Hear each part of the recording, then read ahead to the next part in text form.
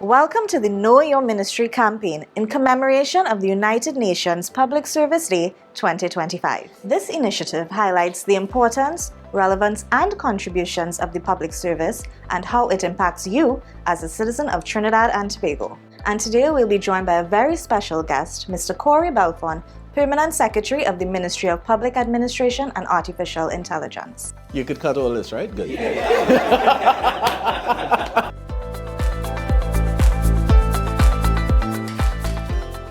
Coming out of general elections, the Ministry of Digital Transformation and the Ministry of Public Administration both were merged into one entity, which is now referred to as the Ministry of Public Administration and Artificial Intelligence.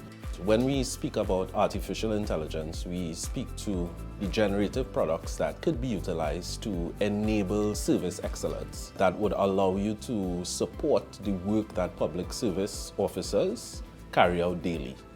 Now, that is all in an effort to ensure that the work that is produced is of high quality, encapsulates all relevant information, and provides a global perspective. Can you please provide us with some insight as to what exactly being a permanent secretary entails? With regard to the executive, the permanent secretary essentially supervises the ministry, runs daily operations, is basically the accounting officer for public funds and transparent use of public funds, performance management, human resource management. Basically, that role provides the transition from policy to actionable projects to enable the implementation of government policy.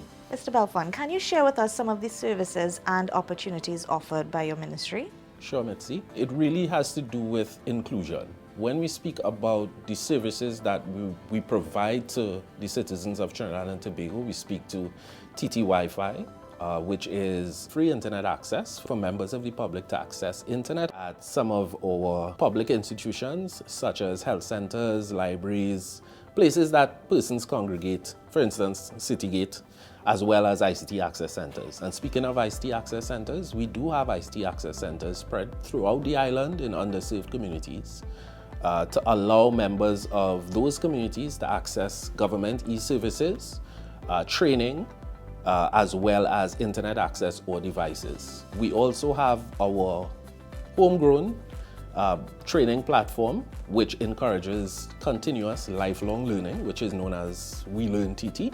There's the Public Service Career Portal that allows members of the public to access what jobs are available within the public service, along with all the applicable job descriptions, so persons will have an idea, as well as the vacancies, which is most important, which would allow members of the public to know exactly what jobs are where and what is required of them. So yes, with the decision to combine these two ministries to now create the Ministry of Public Administration and Artificial Intelligence, can you tell us some of the benefits that can be expected from this merger? Sure, Mitzi. I can tell you the major one really comes down to synergy.